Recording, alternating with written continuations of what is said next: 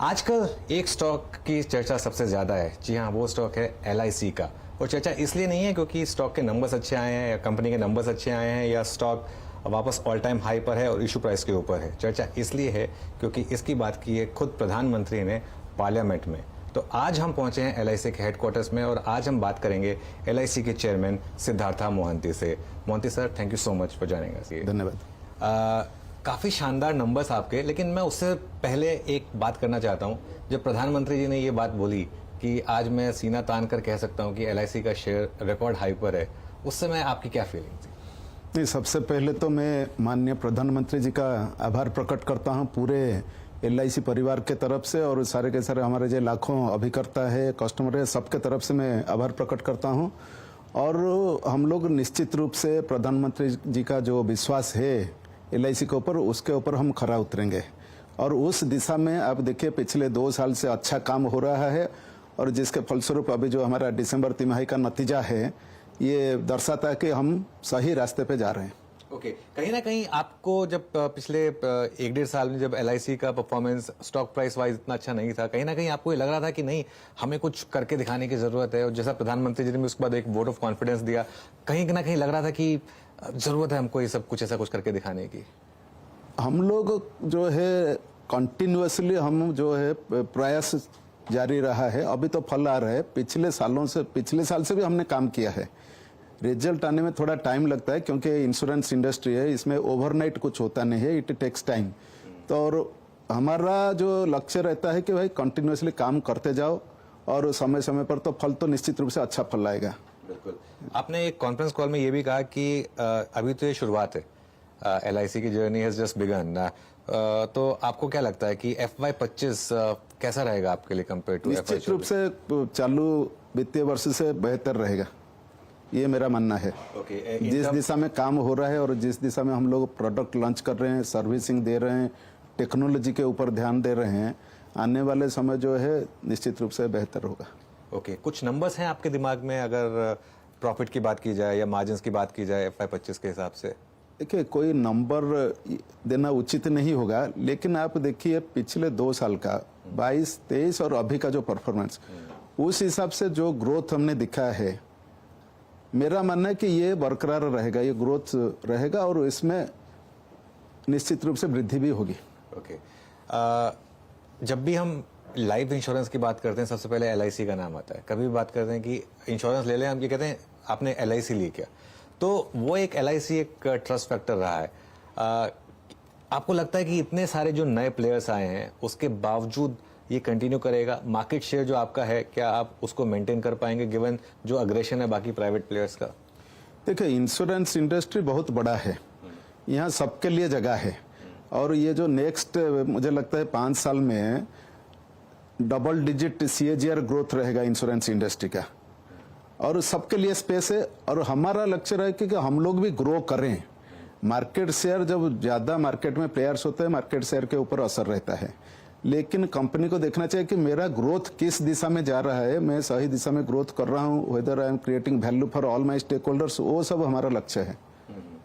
ये जो आपका VNB मार्जिन है, इसने काफी सरप्राइज किया है इस बार, क्योंकि स्ट्रीट एक्सपेक्ट कर रही थी करीब 15% का, आपने करीब 20% डिलीवर कर दिया। हाँ, 20%। तो ये आपका टारगेट भी था शायद इस लेवल पर आने का। अब क्या टारगेट्स रहेंगे आपके और क्या यही ट्रेजेक्टरी रहेगी आगे भी? नहीं, हम तो चाहेंगे कि ये मेंटेन रहे, बल्कि इसके ऊपर भी वृद्धि हो।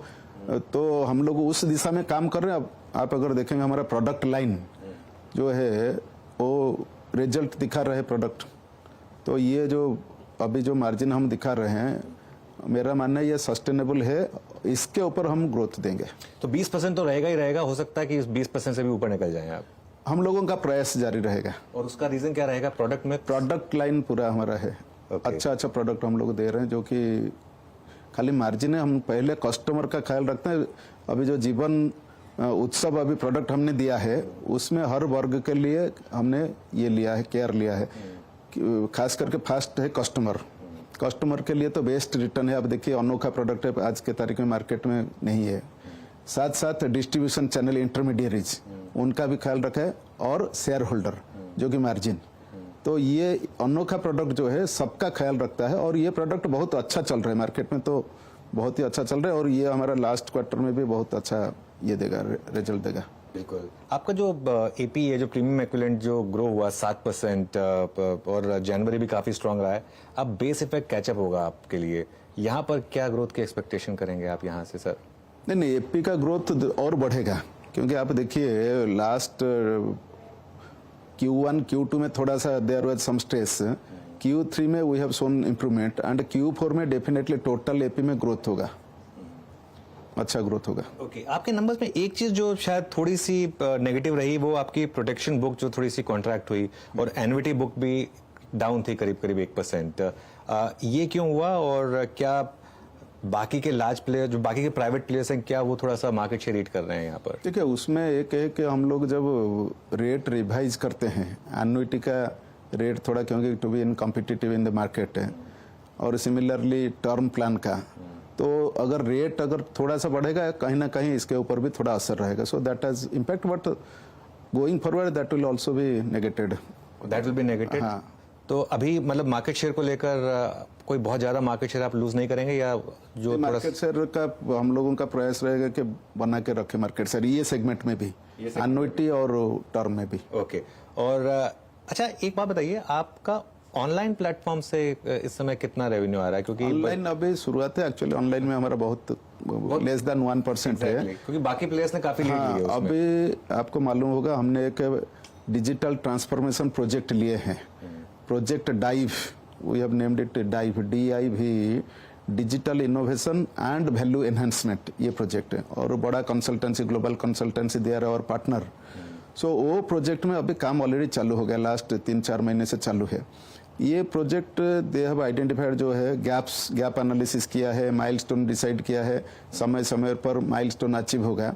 ये 18 से 24 महीने का प्रोजेक्ट है। By the time it is completed everything will be in place. हमारा लक्ष्य जो है कि हर कस्टमर अपना मोबाइल में एंटर LIC का पॉलिसी लेने से लेके क्लेम पेमेंट तक, all services everything you will get through this mobile app. और हमारे पास एजेंट जो है, क्योंकि एजेंट हमारा ताकत है, एजेंट को भी हम टेक्नोलॉजी में एम्पावर करते हैं। तो हमारा आनंदा मोबाइल ऐप एक है, जिसके तहत पिछले साल 8,11,000 पॉलिसी एजेंट लोगों ने कंप्लीट किया without physical contact with customer. Customer उसके जगह में, एजेंट अपने जगह 10 से 12 मिनट के अंदर policy complete, starting from customer onboarding से लेके KYC वेरिफिकेशन, आधार वेरिफिकेशन जो है, RTGS नेफ्ट पेमेंट है, अंडर राइटिंग है, पॉलिसी बॉन्ड इशू है, 10 से 12 मिनट। पिछले साल हमने 8,11,000 किया था और अब भी जो है 7,45,000 दिसंबर तक हो गया है। तो टेक्नोलॉजी के ऊपर पूरा ध्यान हमारा है पूरा। बिल्कुल। अच्छा, एक इशू रहा है GST को लेकर, क्योंकि काफी यहाँ पर कंसर्न्स हैं कि GST कितना होना चाहिए लाइफ इंश्योरेंस पर। आपके हिसाब से यहाँ पर क्या डेवलपमेंट होनी चाहिए और आपकी क्या यहाँ पर एक्सपेक्टेशन होगी? नहीं, हम लोग तो चाहते हैं कि जो है, क्योंकि इंश्योरेंस इंडस्ट्री ग्रोथ के लिए GST जो है रैशनलाइज करना चाहिए, और स्टैंडिंग कमिटी ऑन फाइनेंस अभी जो हाल ही में उन्होंने रिपोर्ट दिया है, उनका भी सजेशन है, और इसके ऊपर मुझे भरोसा है, आशा है कि कुछ ना कुछ तो निर्णय सरकार लेगी। क्योंकि आपको भी नोटिस मिले हैं GST के। हाँ। तो कुल कितना नोटिस मिला आपको और क्या इस अलग अलग ये से आता है जुरिस्डिक्शन से, और उसमें एक GST का एक थोड़ा सा इंटरप्रिटेशन इशू रहता है, तो वो जब तक ये हो जाएगा तो फिर क्लियर हो जाएगा। ओके, लेकिन आप कब तक एक्सपेक्ट कर रहे हैं कि इस पर क्लैरिटी मिल जाएगी? क्योंकि एक क्लैरिटी ऑलरेडी हम लोग ने ये किया है, गवर्नमेंट के साथ बातचीत चालू है हमारे। हाँ।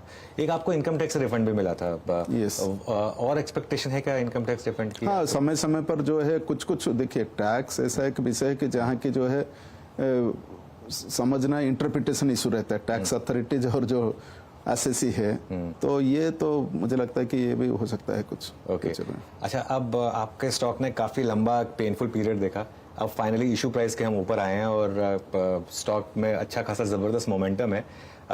LIC में गवर्नमेंट का स्टेक करीब करीब 96.5% है। अभी इसमें कोई गवर्नमेंट ने आपको कुछ इंडिकेशन दिया है कि नेक्स्ट ट्रांच वो कब ऑफलोड करेंगे? नहीं, ऐसा अभी कुछ ऐसा ये नहीं है, गवर्नमेंट की तरफ से कुछ नहीं, लेकिन गवर्नमेंट ने भी बोला है कि जो हम लोगों का था कि 5 साल के अंदर फर्दर डाइल्यूट, गवर्नमेंट ने ऑलरेडी टाइम लिया है, फर्दर जो है 10 साल तक ये कर लिया है। बिल्कुल, तो 5 साल का समय है, लेकिन उसमें अभी टाइम है। तो क्या अभी ये माना जाए कि अभी एटलीस्ट अगले 1-2 साल के लिए सरकार उसके ऊपर निर्णय लेगी। सरकार तो ऑब्वियसली निर्णय लेगी, लेकिन आपको कोई आपका पर्सनल फीलिंग क्या, कोई आपको लगता है कि अभी 1-2 साल तो रुकी जाना चाहिए? अभी देखेंगे, अभी समय पर, अभी तो देखिए स्टॉक अभी लाइन पे आ गया, देखते हैं आने वाला टाइम कैसे परफॉर्मेंस रहता है, क्या है। हम लोगों का लक्ष्य है कि अच्छा परफॉर्मेंस दो। हाँ, क्योंकि मैं इसलिए कह रहा हूँ कि 3.5% के फ्री फ्लोट पे भी 7 लाख करोड़ के मार्केट कैप पे 21-22 हजार करोड़ का फ्री फ्लोट है, और आजकल काफी उसमें ट्रेडिंग हो रही है, और हर कोई चाहता है कि LIC का थोड़ा सा उनको हिस्सा मिल जाए, लेकिन जो जितना फ्री फ्लोट है उसी में से लेना पड़ेगा बेसिकली। हम लोग मार्केट के नीड के हिसाब से जो है, जो काम चल रहा है, आने वाले समय में देखिए अच्छा सा निर्णय लेंगे। मार्केट आपको कैसा लग रहा है इस समय सर, क्योंकि इतना स्ट्रॉन्ग बुल रन जो आया हुआ है इस समय, क्योंकि आप इंडिया के सबसे बड़े इन्वेस्टर हैं, हर कंपनी में आपका स्टेक तो होता ही है, तो आप इस समय अपनी मार्केट स्ट्रेटजी को इवैल्यूएट कर रहे हैं क्या? कहीं प्रॉफिट बुक कर रहे हैं, कहीं कुछ और ले रहे हैं, क्या स्ट्रेटजी इस समय मार्केट तो जो है देखिए, ये जो है आने वाला 10 साल इंडिया स्टोरी है, आने वाला 10 साल इंडिया स्टोरी।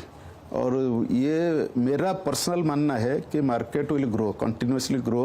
कभी कभी 2-3 दिन आप देखिए डाउन जाते हैं, फिर अचानक फिर ऊपर आता है, तो it will continue, this will continue because there are strong fundamentals. If you see both supply side and demand, कुछ जगह पर बोलते हैं कि थोड़ा कंजप्शन डिमांड कम हुआ है ये, बट मेरा माने overall if you see both things have been taken care of.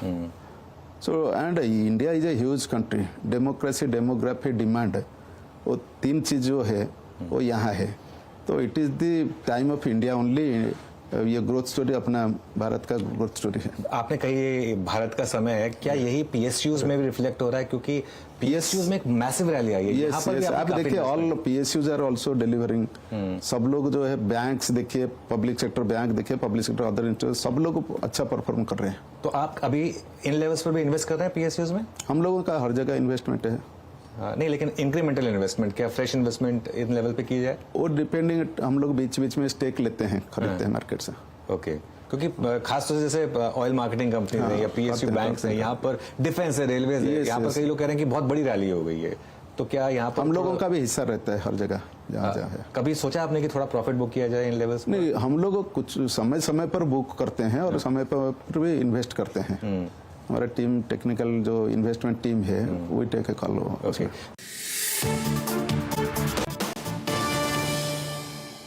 आपको HDFC बैंक में अप्रूवल मिला 10% तक, 9.99% तक स्टेक ले जाने के लिए। इस समय जो HDFC बैंक की हालत है, एक ऑब्वियसली इंडियन मार्केट का एक बहुत बड़ा एक रिप्रेजेंटेटिव रहा है, ये बहुत बड़ा मल्टी बैगर रहा है बैंकिंग सेक्टर का। आप किस तरीके से देखते हैं रीसेंट प्राइस इरोजन को, और क्या इस लेवल पर आपको लगता है कि स्टेक इंक्रीज किया जाए इसमें? देखिए, हम लोग खाली वो बैंक नहीं, हमने दूसरे बैंक में भी RBI से अप्रूवल लेके रखा है। वो एनेबलिंग प्रोविजन हम रखे हैं, क्योंकि हम लोग चाहते हैं कि धीरे धीरे अगर वो बैंक्स अच्छा कर रहे हैं तो LIC का भी हिस्सा उसमें हो। तो एनेबलिंग प्रोविजन करके रखा है, और समय पर भी हम करेंगे उसमें। नहीं, आप मेरा क्वेश्चन अवॉइड कर रहे हैं। मैं एक स्पेसिफिक बैंक के ऊपर कोई टिप्पणी देना उचित नहीं होगा, इसीलिए तो आई अंडरस्टैंड, लेकिन मैंने इसलिए पूछा क्योंकि इतना देश का सबसे बड़ा बैंक है और आपकी काफी बड़ी इन्वेस्टमेंट है उसमें, तो इसके लिए मैंने पूछा कि इस समय मतलब। तो हम लोग तो लेके रखा है, हम लोगों का वो लक्ष्य है कि भाई लेके रखा, क्यों रखा है, एनेबलिंग प्रोविजन रखा है, मतलब समय पर जो है हम लोग आएंगे, उसमें आएंगे। तो नॉट ओनली दैट, दूसरे बैंक में भी लेके रखा है, दूसरे बैंकों में भी लेके रखा है, लेकिन अगर मौका अच्छा होगा तो आप परहेज नहीं करेंगे अगर आपको ऐड करना हो तो? वो ऑब्वियस है, वो तो आपके हिसाब से पर्सनली आपको लग रहा है कि अच्छा मौका है यहाँ पर थोड़ा सा? नहीं, हम लोग देखेंगे, वो तो बोलना ठीक नहीं होगा, लेकिन समय पर ये एनेबलिंग प्रोविजन लेके रखने से मतलब ठीक रहता है। अच्छा, एक और चीज है, आपका ITC में बड़ा स्टेक है, और अब तक आप ये बेचने से इसलिए बचते आए हैं क्योंकि वरना BAT का ज्यादा स्टेक हो जाएगा। कल बैट ने बोला है कि हम शायद इस स्टेक को थोड़ा पेयर डाउन करेंगे। क्या LIC भी आगे जाके कुछ स्टेक ITC में बेचने की सोचेगा? नहीं, हम लोग देखिए, ITC हैज क्रिएटेड वैल्यू, हमारे लिए तो अच्छा वैल्यूएशन है। जो हमारा इन्वेस्टमेंट था आज के तरीके में मल्टीपल बहुत, और हम लोग रहेंगे ITC में। और अर्लियर हमने भी कुछ बेचा है ITC का, पहले भी बेचा था, लेकिन अभी कंटिन्यू। अभी आईटीसी में और स्टेक बेचने का आपका कोई नहीं, हम लोग वो बोल नहीं सकते अभी बेचना ना बेचना, बट अभी जो है हमारा अच्छा है इन्वेस्टमेंट आईटीसी में। तो क्या टॉप अप करने का सोच सकते हैं अगर? वो समय पर विल टेक डिसीजन। ओके अच्छा सर, एक चीज जो, और ये स्टॉक स्पेसिफिक ज्यादा नहीं है, मैं इसलिए आपसे जानना चाहता हूँ, अभी बहुत चर्चा हुई थी जी एंटरटेनमेंट की, क्योंकि जी एंटरटेनमेंट में एक प्रमोटर जिसके पास, फाउंडर जिसके पास 4% का स्टेक था, वो he was calling the shots, और जिसकी वजह से शायद एक डील कैंसिल हुई है जो शेयर होल्डर्स के लिए काफी नेगेटिव थी। स्टॉक उस दिन 40% गिरा। क्या ऐसे में एलआईसी जिसके पास इतना बड़ा चंक है उसको ज्यादा हमारा बहुत कम, हम लोग उसमें कोई ज्यादा उनका ये में एलआईसी का कोई ये नहीं है।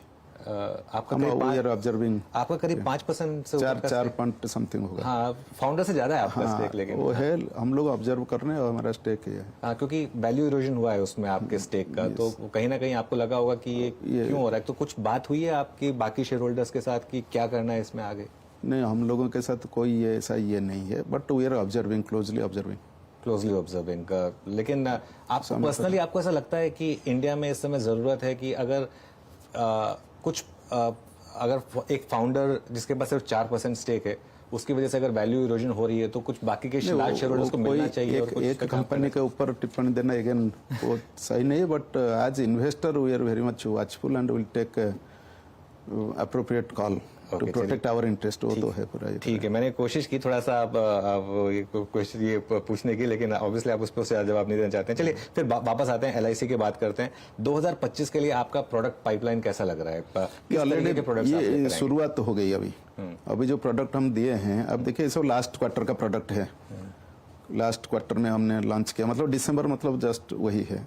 तो यही प्रोडक्ट जो है आने वाले जो साल है उसमें ये शुरू से दीज विल गिव रिजल्ट, शुरू से ये रिजल्ट लाएगा ये सब प्रोडक्ट्स।